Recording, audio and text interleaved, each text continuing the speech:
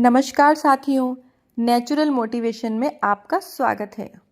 हम सभी ने तेनालीराम के लिए बहुत सुना है कि वे बहुत बुद्धिजीवी थे, बहुत ज्ञानी थे। तो आज की हमारी एक छोटी सी कहानी है जिसका शीर्षक है तेनाली रामन, जो हम शुरू करते हैं और देखते हैं और सीखते हैं कि इस कहानी में हमें क्या सीखने को मिल रहा है। पहले राजा महाराजाओं के दरबार में ऐसे लोग भी होते थे जो अपनी बातों और हाजिर जवाबी से लोगों का मनोरंजन किया करते थे। उन्हें विदूषक कहते थे। तेनालीराम भी इसी प्रकार के एक विदूषक थे। उनका असली नाम था रामन, पर वे तेनाली गांव का रहने वाला था, इसलिए उनका नाम तेनाली रामन रखा गया। रामन बचपन से ही बहुत बुद्धिमान और पढ़ने लिखने में बहुत चतुर था। शब्दों का तो वे जादूगर था। वे विचित्र अर्थ निकालकर लोगों को चकित कर देता था।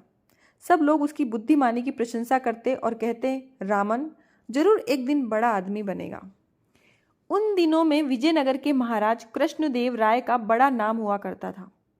उनके दरबार में बड़े बड़े विद्वान रहते थे। रामन ने महाराज कृष्णदेव राय के दरबार में जाने का निश्चय किया। यद्यपि इतने बड़े राजा के दरबार में प्रवेश पाना हंसी खेल का माहौल नहीं था, पर रामन अपने निश्चय पर अड़िग था। एक कहावत है, जहाँ चाह होती है वहीं राह होती है। उन्हीं दिनों कृष्णदेव राय के राजगुरु थट्टाचार्य तेनाली के पास ही के गांव में छुट्टियां मनाने आए हुए थे। रामन उनके पास पहुंचा और अपनी इच्छा प्रकट की।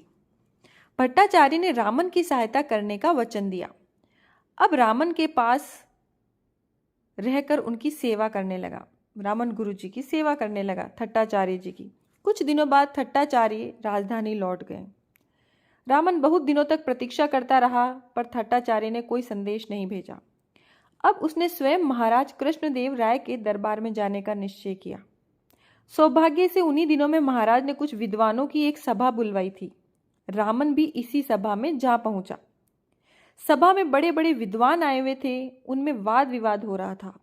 एक विद्वान कह रहा था, हम संसार में नाना प्रकार की वस्तुएं देखते हैं, पेड़ पौधे, पशु पक्षी आदि, पर ये सब ऐसी नहीं है जैसी दिखाई देती है।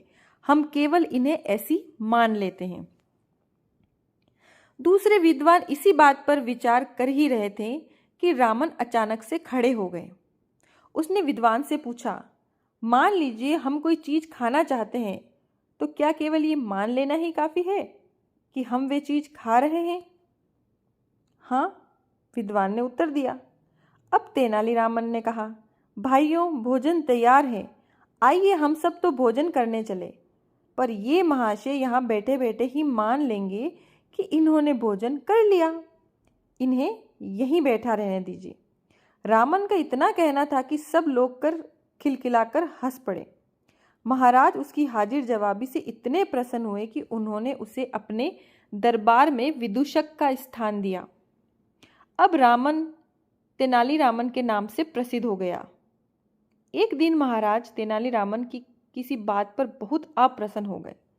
उन्होंने क्रुद्ध होकर कहा, जाओ, कभी मुझे अपना मुंह न दिखाना। अगले दिन तेनालीरामन अपने मुंह को एक नकली चेहरे से ढककर दरबार में आया। उसे देखकर सब लोग हंसने लगे। महाराज ने देखा तो वे बड़े क्रुद्ध हुए। उन्होंने सिपाहियों को आज्ञा दी, इसे ले जाओ और जेल में बंद कर दो। तेनालीरामन ने और नम्रता से कहा, अपराध क्षमा हो महाराज, मैंने तो आपकी आज्ञा का ही पालन किया है। मैं तो मुंह पर नकली चेहरा लगाकर आया हूं ताकि आपको मेरा मुंह न दिखाई दे। तेनालीरामन की बात सुनकर सब लोग हंस पड़े। महाराज का गुस्सा भी उतर गया। तेनालीराम के विषय में अनेक कहानियां प्रचलित हैं। उनमें से एक यह भी है। महाराज कृष्णदेव राय समय समय पर प्रजा का हाल जानने के लिए राज्य के विभिन्न भागों में जाया करते थे। एक बार उन्होंने दरबारियों से कुछ दूर के इलाकों के विषय में पूछताछ की। दरबारी चाहते थे कि महाराज उन गांवों में जाएं जिनकी दशा अच्छी है, या उनके अपने गांव में जाएं। महाराज जहां जाएंगे वहां कुछ मदद अवश्य करेंगे। इससे उन गांव के लोगों पर उनका रौब भी अच्छा पड़ेगा। मंत्री ने कहा, महाराज आप मेरे गांव चलिए। सेनापति बोला, महाराज इस बार तो मेरे गांव पर ही कृपा करें। गांव के लोग दिन रात आपका गुणगान करते हैं। महाराज कुछ सोचने लगे, किसके गांव की तरफ जाया जाए। तभी उन्होंने तेनालीरामन की ओर देखा। तेनालीरामन ने कहा, महाराज, आपका हाथी जिधर ले जाए उधर ही जाइए। तेनालीरामन की बात सुनकर सभी को बड़ा आश्चर्य हुआ, पर कोई कुछ न कह पाया। दूसरे दिन महाराज हाथी पर सवार होकर चल दिए। कुछ और लोग भी साथ थे। चलते चलते हाथी ऐसी जगह पहुंचा जहां के लोग बहुत गरीब थे। उनकी हालत देखकर महाराज बहुत दुखी हुए। वे बोले, हमें मालूम न था कि हमारे राज्य में इतने निर्धन लोग भी हैं। हाथी हमें बिल्कुल सही स्थान पर लाया है। इन्हें वास्तव में हमारी सहायता की आवश्यकता है। महाराज की बातें सुनते ही महावत ने अपनी चादर उतार फेंकी। तेनालीरामन को सामने खड़ा देख सब चकित रह गए। महाराज मुस्कुराकर बोले, अच्छा, तो हाथी को तुम यहाँ लाए थे। जिस प्रकार बीरबल के चुटकुले बड़े चाव से सुनते थे लोग, उसी प्रकार तेनालीरामन के चुटकुले भी बड़े प्रसिद्ध थे। तेनालीरामन विदूषक ही नहीं थे, वे तेलुगु भाषा और एक प्रसिद्ध कवि भी थे।